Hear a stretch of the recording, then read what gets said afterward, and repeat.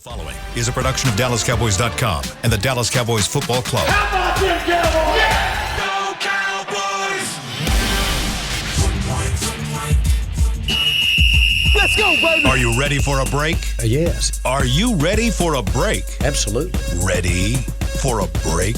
Yeah, and so much for that. It's time for The Break on DallasCowboys.com We were on the break! with Nick Eatman, Brian Broaddus, Ambar Garcia, and Derek Eagleton. Hey, I was about to say my name. Hey guys, welcome back to another episode of The Break. I am not Derek Eagleton, but he just walked into the Right on room. time.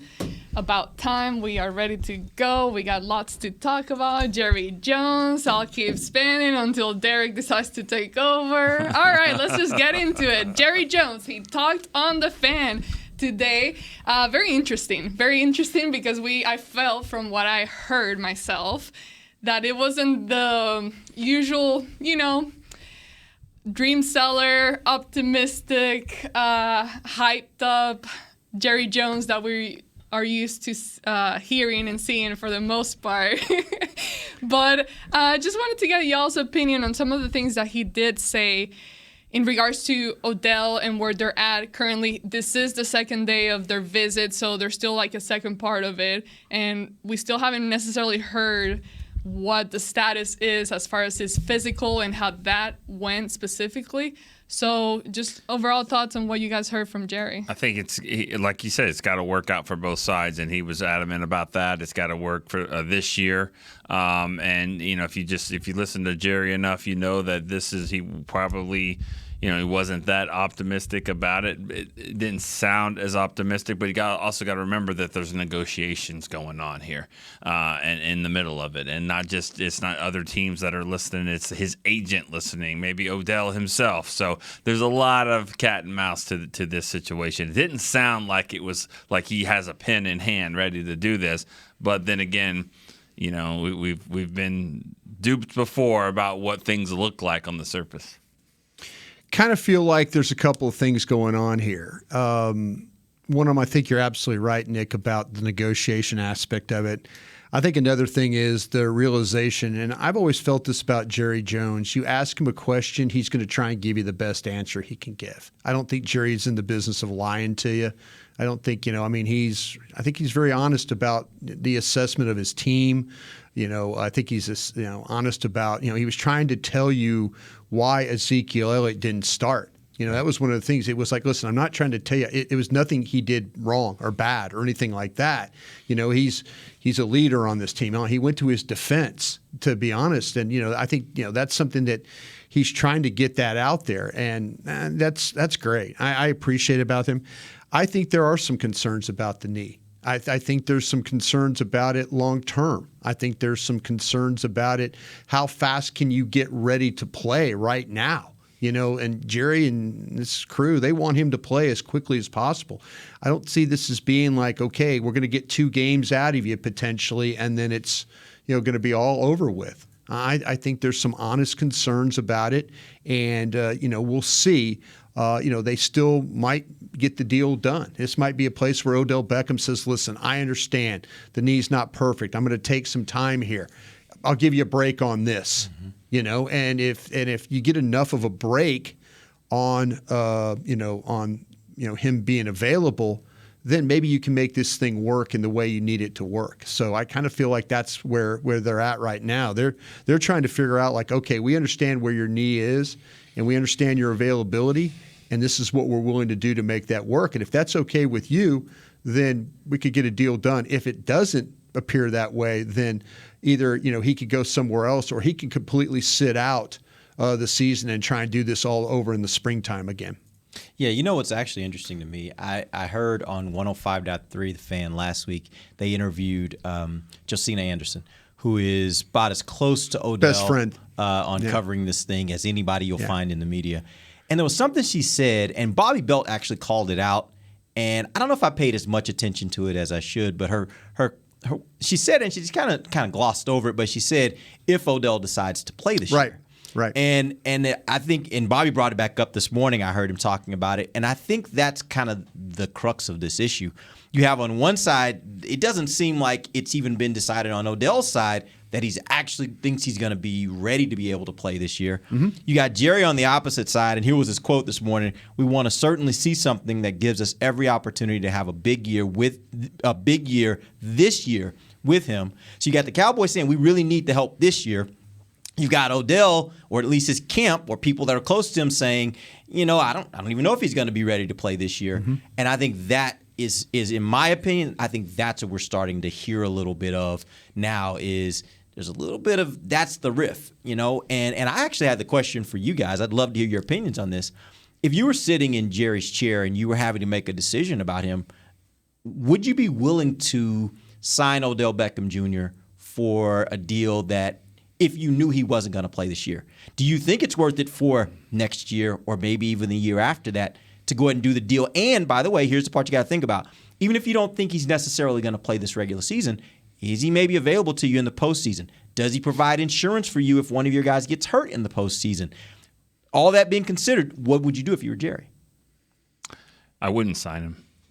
I don't think so. I mean, I haven't looked at a knee, and if I did, I wouldn't know how to evaluate it probably. But I mean, I just his knee. Okay, good. And not yours. That you're just needing to see a knee. No, okay. Right. Now calves, I can probably be a specialist on that. Mm-hmm.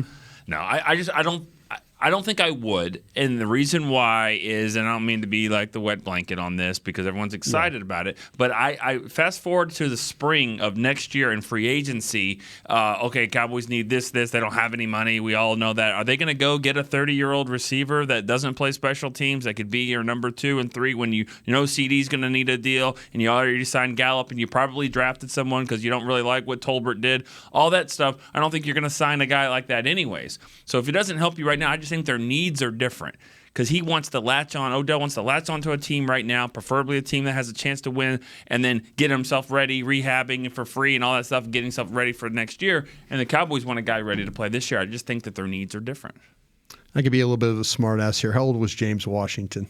How old? Yeah. They signed James Washington. They went and got a veteran receiver. He was $1 million. See, that's what I'm saying, though. I mean, they went and got one. I mean, that's right, but I mean, they to me, that's what I'm saying. 26. You wouldn't, I was understanding what you're saying. Would they sign an Odell next year? Like, I think that's the thing. Shuts it down and yeah, says, I think that's the thing. I think that's the thing. And to your point, it'd have to be for a lot less money. They got rid of Cooper and they brought a veteran guy in, but it was for cheap. Yeah. So that's kind of where you're like going, well, they've brought receivers in before. Right. But it's going to have to be for the money. If this guy, to be honest with you, if he doesn't get the deal that he wants, I wouldn't play. I don't care. It's not, rally back next year and see if you can drum up a market. Yeah. Mm-hmm. Like, try and convince Nick that, hey, I'm worth more than $1 million. I'm worth $5 million. Try and convince people that that's actually the case here. But me personally, I'm troubled on this one because I feel like having him, even if it was for 2 or 3 games, I kind of feel like that he would help you. But long term, I mean, Nick said something the other day that kind of got my attention. I've used it on the radio. When you start to think about his contract, if it's long term, what does that do to CD's contract? I mean, Nick brought it up. I think it's an excellent point. If you're negotiating right now with Odell Beckham and you're CD Lamb's camp, you're going, well, what are you talking to him for? My guy is doing, why would you, and all, and then you can also, the guy can say, well, geez, they got rid of Amari Cooper. They just moved on from him like nothing. So, I mean, maybe that scares you a little bit, but I kind of feel like, though, that if I can't get him like I need him for this year, and it is only just 2-3 games, I don't think I would do this. I just don't. I don't. I mean, they've got receivers that are coming along, and like we just said, or I just said, you got James Washington in the hole in case if something happens to one of these receivers. You would probably this time of year, what would you do? You would go get James Washington if he was available. Right. That's He's what already you available would. to you. You've already got him. Yeah.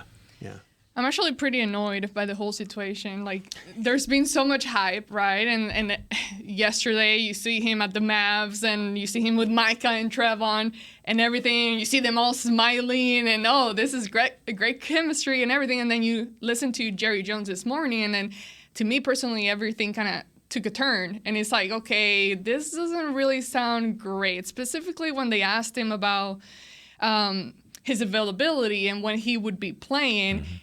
Jerry kind of took a pause there and thought about it, and he's like, well, that's relative, depending how you look at it. And he could play one snap or, be in the playoffs or help you in the Super Bowl, who knows. But the fact that, from my understanding, that he's not, and again, we don't really know where he's at with the injury, but not willing to, and correct me if I'm wrong, to do like a workout and allow teams to actually see you, allow the Cowboys to see you run a route, do something.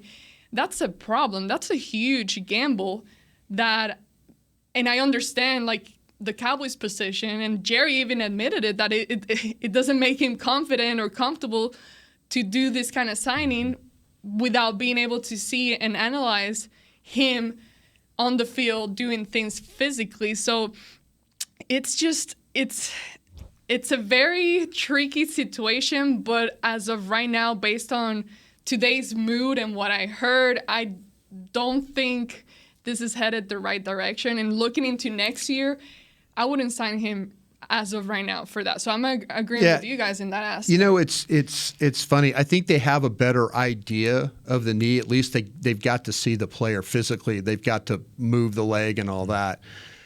I'm going to say this, and I have no insight on this. I really don't. I mean, nobody is saying a damn word about this. But I know, working with Britt Brown and Jim Maurer, I know working with Dr. Cooper, the front office trusts those guys more than anything. Mm-hmm. I mean, they drafted Jalen Smith. You know why? Because Dan Cooper did that surgery. Everybody's like, take him off the board, man. This guy ain't ever going to play again. This guy's this, that, and the other. The Cowboys said, no, that's our second-round pick right there. Dan Cooper the doctor did the surgery. They know, they trust their medical staff more than anybody, I think, in the league. I think there's some teams that would say, yeah, fine, medical staff, thank you very much. We're just going to take this player anyway. These guys here, they carry a big stick in that room. And if Britt Brown and Jim Maurer and Dr. Dan Cooper and Dr. Fowler and everybody else says, this knee's just not right, it's just not ready yet. Yeah. He needs time. And I guarantee you, Mike McCarthy said it before. He trusts this medical staff. He said it before. Jerry and Steven have kept this medical staff here as coaches have been let go. Mm-hmm. They've kept the same medical staff. You know why? They trust them. Mm-hmm. So if this medical staff is saying that he's not ready, the knee's just not right, he needs more time, if you want to sign him, we'll work with him. But let me just tell you why I wouldn't do it. I think that carries a big stick in that room. The timing of it, I think, is just off. Like Amber just said, you don't go buy a car and then the owners tell you can't drive it right now. You can't test drive it because that's all you're trying to do. Yeah, because if you can't test drive it, can't try. Yeah, and because that's why I say the timing is off. He's not ready to go run routes and make cuts and all that because you're going to make decisions based off the way I look. That's why players don't want to put bad tape out there if they're not ready because you're going to judge me on how I look and I'm not ready to be judged just yet. So, that's the way it is. Nobody wants to take pictures at 8 o'clock in the morning. Yeah. I mean, let me get ready before I'm ready to go do this. But here's another part of that too. Like you said, if you want us to work with them, they trust the training staff. Like the Cowboys, it's a gamble too, because maybe Jerry and them do want to sign him next year. Now you can be the first to the party and say, I got my great rehab crew that will work with him on the courts until he's ready to go. And I don't have to fight everyone else that wants to jump back in March when he's a free agent. I already did it. I did the work. I bit the bullet. And now I got him for next year. If they want to go that route, that's a route too. That's a great point. And you're also looking at a situation that Jerry and Steven might say, we appreciate everything you guys just said about this player. We're going to sign him. we hell beat. We're just going to sign him. That we don't care. We're thanks. But Nick's right. If you just want to knock it out for next year and it's not going to kill you. I mean, I think they've got a lot of guys they got to sign next year though, right? They've got pretty significant, and I think they've got zero cap money left. That's also why, to me, unless you're getting help out of him this year, I don't know that it makes sense because what you need more than anything else is a corner right now. That too. What you need right now is you need cheap, good players. And you can do that in the draft. There are always good receivers you can find in the draft from the second round, third round. Now, we'll see what happens with Jalen Tolbert. But the thing about it is, like, I would look at it, if I'm the Cowboys, if I'm looking at a long-term solution, it's probably not Odell. Just because it's going to cost me so much money. I got all these other guys coming after him who are young, by the way, that I got to take care of and I got to pay. Unless Odell's willing to give me a price that actually makes sense and fits. Yeah. You sound like you've been working with the Cowboys for several years. We've seen this. We've seen this play out, right? We've seen this thing play out. The ironic part of it all is that the reason why you don't want to go do all that, let's not forget the Mavericks game last night. Those were Jerry's seats. Yeah. That's the Cowboys seats that he said. Yeah, he didn't just announce. Yeah. Not that those guys and that crew that he was with didn't have the money to buy any seats. That's where they were. Did you find it interesting? It was all defensive players. Well, it was. The interesting part is the reason and a music mogul. Yeah. The reason why you can't, why you don't really want to go too far down the road with him and pay him all this money is because you got to sign. Ironically, those two guys that were sitting next to him, those two contracts would keep me up at night if I was Steven and his crew that does that. Especially that's next year. Well, it's. You can start next year with Diggs, and I just have this feeling with Diggs next year. He doesn't have that 5th-year option. It's gonna be. He's going into his last year, and I think they're gonna try to get it done. And I don't. They need to. Yeah, and I don't think you'll see him. I don't know this. I just wouldn't expect him to be at like the training camp and They got a right tackle that's up too. Terrence Steele. Yeah, that should be an easier negotiation though, right? Terrence Steele. Yeah, right.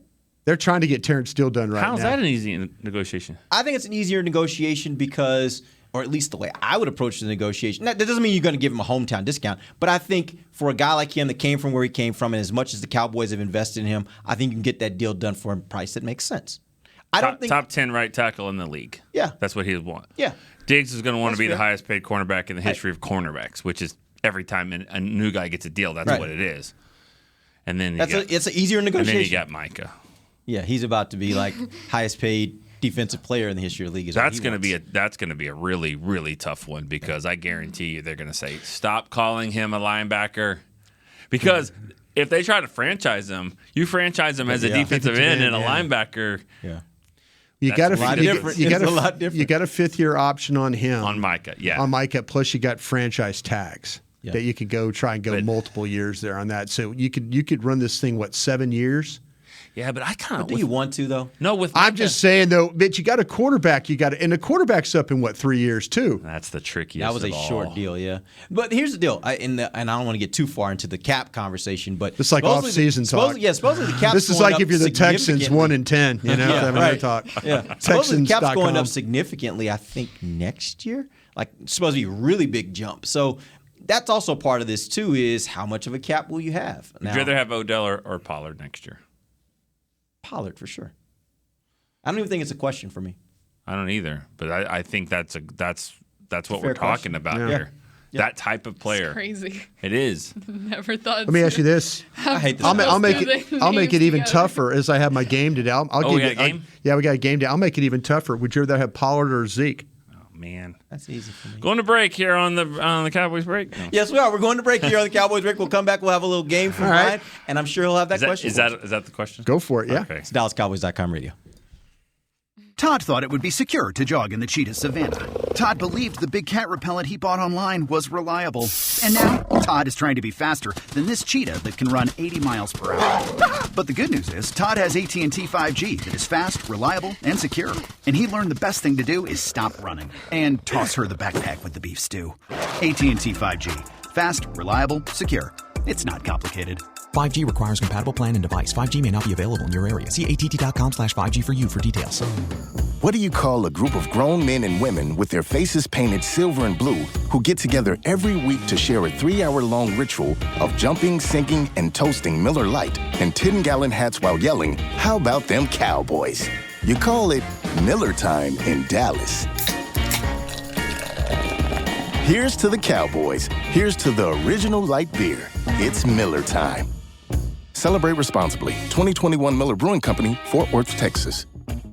Want to use what the pros use? How about the official men's skincare brand of the Dallas Cowboys, Jack Black? Right now, you can get the Jack Black Starter, a curated collection of Cowboys locker room favorites for just $10 with free shipping. The starter includes 4 Jack Black skincare favorites, plus a full-sized intense therapy lip balm. Go to getjackblack.com/Cowboys and use the code word TEAMJB. That's getjackblack.com/Cowboys. The Jack Black Starter, $10, free shipping.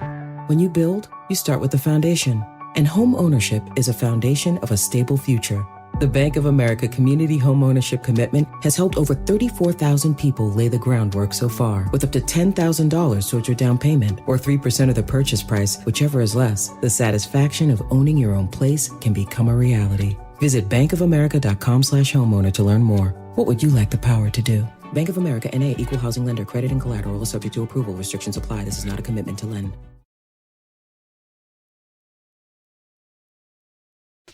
Back to the break.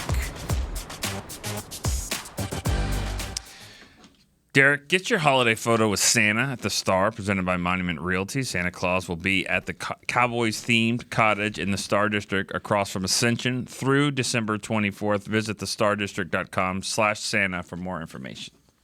Welcome back. Second segment of the break, live from the SWBC Mortgage Studios at the Star. This segment is brought to you by blockchain.com. No. Huh? I'm having problems. Sorry. Some freeze up. Ding. All right, there we go. Okay. There we go. Sorry. Brian, you got a game for us. I do. Let's go. Here we go. I'll save that question for a little bit later in my game here. Ambar, has CeeDee Lamb been the best player on the Cowboys since the Chicago game? Chicago. So we've played 5 games. Bye week. And then Packers, and then coming off the bye week. Yeah. Best player on the team. I would. He's improved a lot.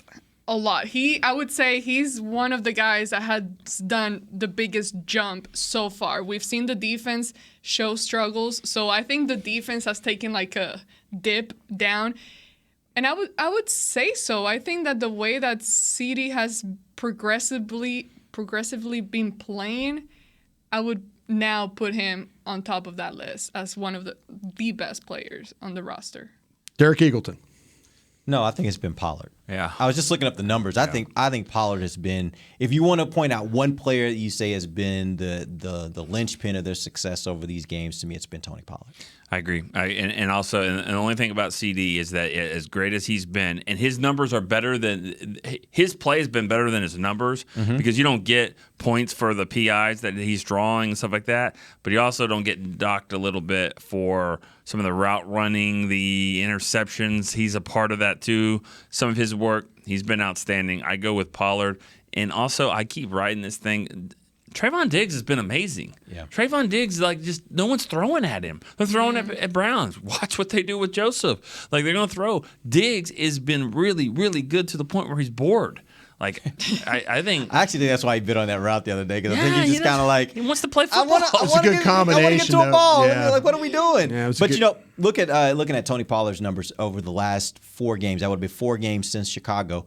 He's been over 100 total yards in 3 of those 4 games. And again, you're talking about a couple of those games where he had Zeke back. Yeah. And so I'm looking at this and I'm like, I think he has clearly been their best player over these 4 games. And I give Kellen Moore some credit too for finding out ways to get him involved a lot more. You know, it's not just this back versus this back. They figure out different ways to use them interchangeably. I think it's been good. I think they both have been really, really good. Yeah. I mean, I like your answer too, Ambar. I was thinking that. I mean, well, it's also the combination with because Michael Gallup, I wouldn't put him as the best right now. He hasn't shown that just yet, but him as well. He's been progressively getting better, more opportunities, but because of CeeDee Lamb as well. So I put them just kind of like a combo. So the receiver group has taken a step from where they were before. I like where you're going and there. to be fair on that, of those 4 games, 2 of those games he's had over 100 yards. CeeDee has had 71 in the other. And he's had 3 touchdowns in those 4 games. So he's had a really, really good stretch here, no doubt about it. All right, Derek. Dan Quinn's reputation is on the line with Kelvin Joseph starting right now. Nah, man, I'm not going to make that man have to deal with that. That's not his decision. Kelvin Joseph was not his decision, I don't think. I mean, he went to Lexington to work this guy. I get it. He made it. But as Jerry says, he makes the final decision on players. Okay. That sits with the front office. I'm not going to put that on Dan Quinn because I'll put it to you like this. Everything that Dan Quinn has done since he's gotten here, for the most part, has been right on point. He knows how to get the most out of every single player. And quite frankly, listening to you yesterday, it has me a little bit intrigued. If he's going to be getting all these reps, I'm all about this. I'm intrigued now. I want to see if what we've seen so far, if he can get a lot better. Heard Jerry talking about it as well, and talking about how Kelvin Joseph is a hard worker and all those kinds of things. And sometimes that's just platitudes. Other times, maybe it is legit that he's a hard worker and he's really in there and he's working at it. And now playing, maybe he does get a lot better. Maybe he makes that leap. Now's the time to do it for sure. And so let's see what he does. But I'm not gonna saddle Dan Quinn with that. I think if Kelvin Joseph struggles, I wouldn't say, well, maybe Dan Quinn's not that good of a coordinator. I don't know about that, but I do think a lot is riding on this situation because he gives up plays just constantly. That's what he does. I mean, you go right at him. I think that's going to be a pinpoint of the game plan for opposing teams. Let's see what his confidence is going to be. I just think, he's going to have to make a huge jump. And I wonder if this isn't a situation where Bland is maybe better on the outside, and then you slide him on the inside. But they play nickel all the time, right? Sure. So it's not really like. I mean, you got to play them both. The way I look at that too is like if you still want him to play the nickel, you basically just keep Bland in there when you have 2 cornerbacks in. When you go to nickel, you slide him inside. Like that to me would be the optimal way I would want to see it. But I know, Brian, you think Kelvin Joseph is better at this point than Bland, and so I get it. I respect it. I just think what I've seen from Bland going back training. I love Bland. I'm just saying. I think they think that Joseph. They for some reason they trust Joseph to go out there and play. Yeah, they do, and make plays. And I think that's on. I do. That's why I asked the question about Dan Quinn. You think he's the one making that choice? I think Dan Quinn's the one that went to Lexington, Kentucky. I don't think it was to go work out Quentin Bohanna. I think it was to go work out a guy in Lexington and I think that Dan Quinn fought for this guy. I think the reputation of him as an evaluator is on the line. I mean he's done a really nice job, but it's also going to be his job to make sure that he protects him from not getting attacked in this game. Nick, what did you think about? Did you have a? That was it. I mean, I think I don't think his reputation's on the line. I mean, I get the question, but I do think. I think this is a huge part of this last month of the season for the Cowboys because all it takes is one cornerback out there on that island that can put you in harm's way. And Jerry said though he says this is the best safety class he's ever had here. So maybe those guys can help. They can help and also just tell Micah that he sucks. That's what Micah said. Just tell him that he sucks so he can get pissed off and get after him because the best cornerbacks in the league are the ones that play with really good pass rushers. I'm going to tell you right now, Micah's going to have at least 3 sacks this week. After last week, I think he's just going to be just so like mad. so so looking forward to seeing that. Get it done in the first half. Yep. Yeah, right. Before they pull him. Yeah. Ambar, about that Dan Quinn, reputation on the line? No, it's going to take a whole lot more than that for you or anyone to change my mind on Dan Quinn and what he's done for the Cowboys so far. I think now is the stretch where you really look at, okay, how is he going to handle this situation at the cornerback position? Mm-hmm. Is Kelvin Joseph really going to take that step forward? And more so, let's say if he continues to show struggles, I mentioned this, I think it was yesterday, how his teammates react to that and how does Dan Quinn manages keeping everybody on the same team and everybody on the same, hype, like, this is our guy, let's keep pushing him, rather than now people kind of turning on him, pissed off, because we know defensive players, they're very, very competitive. They get really mad, and it can quickly take a different turn. You're right about that. If it's a bad situation, it won't be one for long. I mean, they'll make a move there. They have to. Not saying with Jalen Smith. They thought somebody said Jalen Smith can't play anymore. Get him out of here. They'll let Nashawn Wright see that this Kendall Sheffield is a guy but he's the outside guy, and they're looking for an inside slot type of guy. Yeah. Wait, Sheffield's more outside or inside? Press corner. He's more of a press corner, not a zone corner, but a press corner. Yeah. So that's what they really like about him. Should they be playing more press, especially with a team that puts that number a lot of seven? pressure? That number 7's really good at it on the other side. I don't know why they don't do more, but they should. They absolutely should. Nick, Pollard or Zeke? You only have one. Pollard's a better player right now. He's a better player, and he gives you some things that like if you're looking at the draft next year in the second to third round, what Zeke is giving you right now is there, I think, in Malik the draft. Davis. Maybe Malik Davis, but also in the draft, that guy's there. That guy that can average 4.5 yards, tough inside running, hangs onto the football, gives him a spark. But the Pollard was a 4th-round pick, I get it, but he wasn't what he is, and is needed 2 to 3 years to really develop into this. So I still think, though, I'm a chicken and steak guy on both. I like both, combo platter. I still think you can figure out both here. You can figure out both. Zeke's going to get a very interesting contract, I think, at the end of the season, and I think they'll both be here. But the Lawrence kind of deal. I think so. Ambar, Pollard or Zeke? What's the game scenario here? Where are we at? Or is it like 2-and-goal, or where are we at? I freaking love Zeke, but as of right now, if you had and absolutely had to pick one, I'm asking you to pick one. It would be Tony Pollard, just because of that spark, that dynamic type of plays that he's being able to give you, that Zeke has kind of started lacking. And not to say Zeke, he's great and we still need him, and we've talked about this, the combination of both, depending on the situation of, what the game is looking like and what play there. But Tony Pollard, I guess. To me, it's easy Pollard, and it's only because of age. Running back is a position. Running back is a position more than any other position in the NFL where age matters, and you age quickly. 2 years apart, but you age quickly at that position. Look at the carries. The carries. But what you start seeing is it can drop off so quickly for a running back.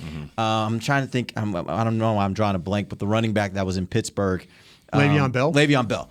He was among the very best in the NFL, and literally within a year or two, just kind of like fell off the map. Steelers. He was so good, and that's the way running backs are. So for me, it's not so much, and I know what you're saying, Nick, but even right now, I see a lot of extreme value in what you get from Zeke Elliott. Some of the things he's done over the last week, we were talking about it during the game last week. He has a little bit of that burst back. Like he is running the ball, I think, at a really, really high level right now. My issue still is he has a lot of carries on that body. He's 27 years old. You've already done a second deal. I don't know that I would get to a third. For me, I look at it, give me the younger guy, and I'll go back to the well and try to draft. My strategy with running backs would just be every year, every 2 years, I'm drafting another one, and I'm going to keep that a young position. When's his contract? It's not up, but you're gonna have to get a. It's about as up as it can be without being up. But this is the year you can play with finagle with it a little bit. Brian, you brought up a point about Jerry on the radio this morning talking about Zeke, and after the game, he's the one that brought up that he was a cell phone disciplinary issue, and the reason why he did it is because that's his son. Yeah, he loves Zeke. He protects him. He doesn't want some guy in the media to say you benched Zeke. Yep. No, that's exactly right. And so he'll throw business out there that he knows he's not really supposed to. That's internal stuff. You're not supposed. That happens all the time. There's all that kind of issue. There's little fines here and there. But he's so protective, making sure we're not benching this guy. Okay, so that's why he threw it out there, and he had a decision to make, and he chose. I'd rather get into McCarthy's business because I don't want you to think differently of the way we feel feel about Zeke. Yeah. And that probably tells you a lot about what's going to happen this offseason. Right. Yeah. That tells you a whole lot about what they feel about him. And typically, one thing we know about Jerry can have loyalty when it comes to these players, and sometimes keep them a little longer than he maybe should. Can I ask one more question quick, or we got something going? Can I ask one more, and you got to give a quick answer, okay? Yeah. Everybody needs to give me a quick answer. Ambar, what line would you use if you were Jerry Jones to convince Odell Beckham to come to Dallas? Give me one line. Everything is bigger and better in Texas. Like it. Derek. We got a team that can compete for a championship. Nick. Brown's got those cords, man. He'll work you. He'll work you into a good. He'll get that knee right. He'll get that knee right. You threw in that free. That free, earlier, you got some free, it's like free high health, quality, free rehab. Yeah, I don't know what the LA rehab is like, but this guy, It's good. All right, thank you, guys. All right, we're going to take our final break. We're going to come back. I may have a question or two from the fans that we'll hit in the final segment. We'll be back. DallasCowboys.com radio. The season is finally here. For months, we've been gearing up to win. Now it's time for the team that performs on any field, United Ag and Turf. With John Deere zero turns for mowing, compact tractors for loading, mini excavators for digging, Gator utility vehicles for hauling, implements for grading, hay tools for baling. United Ag and Turf, for winning. The official Ag and Turf equipment supplier of the Dallas Cowboys. Visit UnitedAgAndTurf.com for more. Todd thought it would be secure to jog in the cheetah savanna. Todd believed the big cat repellent he bought online was reliable. And now, Todd is trying to be faster than this cheetah that can run 80 miles per hour. But the good news is, Todd has AT&T 5G that is fast, reliable, and secure. And he learned the best thing to do is stop running and toss her the backpack with the beef stew. AT&T 5G. Fast, reliable, secure. It's not complicated. 5G requires compatible plan and device. 5G may not be available in your area. See att.com/5G for you for details. This week! Did you get to work on time? Yeah, but I just realized it's Sunday. Little Sweet says head on home. Dr. Pepper's on its way. So sweet, unique. Baby, there's nothing better. I bet you've probably done something that deserves a Dr. Pepper. Did you invest your nest egg in an NFT? Yeah, and I don't even know what that is. It's a non-fungible token. Everyone's done something that deserves a Dr. Pepper. When you build, you start with the foundation. And home ownership is a foundation of a stable future. The Bank of America Community Homeownership Commitment has helped over 34,000 people lay the groundwork so far, with up to $10,000 towards your down payment or 3% of the purchase price, whichever is less. The satisfaction of owning your own place can become a reality. Visit bankofamerica.com/homeowner to learn more. What would you like the power to do? Bank of America N.A. Equal Housing Lender. Credit and collateral is subject to approval. Restrictions apply. This is not a commitment to lend. Back to the break. Just like a penalty kick in soccer, the most electrifying event is the holiday season with Cowboys Christmas Extravaganza, powered by Reliant, every Friday and Saturday night through December 17th. Check out Cowboys football heroes, cheerleaders, Santa Claus 2. Visit thestardistrict.com/Christmas for more information. Welcome back. It is the final segment of the break, and literally is going to be 2 minutes. So let's get a quick question here. I did have a question for you guys about from Ernie on Twitter. He says, in what areas have you seen Kellen Moore? Did you ever like Burt? I knew that was coming. In what areas is Big Bird overrated? Have you seen Kellen Moore improve this year compared to last? Is Count your favorite guy? How is Skandrick really in that coming out of that trash can? Oscar? I'm sorry, Ernie. Question. Ernie Banks. No, what's the Kellen Moore? The question was how in what areas have you seen Kellen Moore improve over last year? We said it. I said it earlier. I mean, I think the fact that he can figure out how to get Pollard going, how to get Pollard and Zeke out there together. Those tight ends, he plays a lot of 3 and 4 tight end sets, and they're still productive. They're still spread out, throwing the ball around. I think he's been really creative with the ways he's getting those guys going. Yeah, I think that you look at it with the things that they've been able to do, the more movement, the more uses of some combination routes, the running game stuff like that. Yeah, it's actually looking like it needs to look. I mean, they put a lot of pressure on defensive coordinators. I think if my memory is serving me right, I would say probably red zone. I think they've improved in that once the red zone they show struggles there, but they'll be able to get some points in there. And that's something, was it last year or 2 years ago? I can't remember when they were really, really struggling in the red zone. That's where I'm struggling to kind of That's 2 years really ago, but I'm remember. Not sure. Red zone, was that 2 years ago? I mean, it was last year or something too. Last I year? mean, yeah, that's part of the running issue. You know, Yeah, that was absolutely running the ball toward the second half of the year. Yeah, for sure. I just feel that this year that's taken some improvement there in kind of the ways that and that's Dak. Kellen Moore has done. That's another thing. Dak is just better at than Cooper Rush. He just brings a little bit more element of running there and I think they're better in the red zone for it. All right, we appreciate you guys, John. So back tomorrow, we'll get into a little bit of Texans offense versus Cowboys defense. We'll talk about that tomorrow. Till then, for Nick Geedman, Brian Broaddus, Amber Garcia, I'm Derek Eagleson. This has been The Break, live on DallasCowboys.com radio. This has been a production of DallasCowboys.com and the Dallas Cowboys Football Club. How about this, Cowboys? Yeah!